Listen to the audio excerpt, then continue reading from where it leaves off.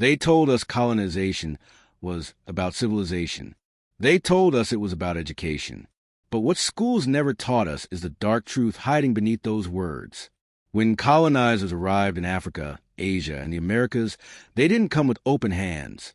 They came with ships, weapons, and a hunger for power. Behind the textbook's polished stories of discovery were tales of villages burned, land stolen, and cultures erased. Families were torn apart. Kingdoms that had flourished for centuries were destroyed overnight. The land, rich with gold, spices, oil, and fertile soil, was plundered and shipped away to build foreign empires. Schools often tell us that colonization brought roads, railways, and governments. But what they fail to mention is who built them. Millions of enslaved and exploited people were forced into labor, beaten and starved as they carried stones, cut timber, and laid tracks under the scorching sun.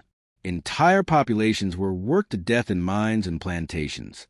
The railways praised in history books were laid on the broken backs of those who had no choice. The wealth of today's most powerful nations was carved directly from the suffering of the colonized. Languages were silenced, sacred traditions banned. Generations were taught to reject their own identity and embrace the culture of their oppressors. Children were forced into schools where they were punished for speaking their native tongue, where their history was erased, and where they were told their ancestors were savages. Entire histories were rewritten to glorify colonizers and erase the voices of the conquered. And yet, despite centuries of oppression, the people resisted. In India, revolts rose against the British Empire. In Africa, leaders like Samori Touré, Yassaniwa, and Shaka Zulu fought to defend their people. In the Americas, indigenous nations resisted the theft of their lands. These stories of resistance rarely make it into the classroom because they reveal that colonization was never peaceful. It was always met with courage, rebellion, and sacrifice. The scars of colonization are not just in the past. Borders drawn by colonizers still divide nations and spark wars today. Economies built on extraction and exploitation still keep many countries poor while former empires thrive.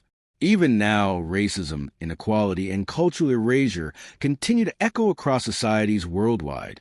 The story of colonization did not end. It simply changed its form. Colonization was never about teaching civilization. It was about control, power, and wealth.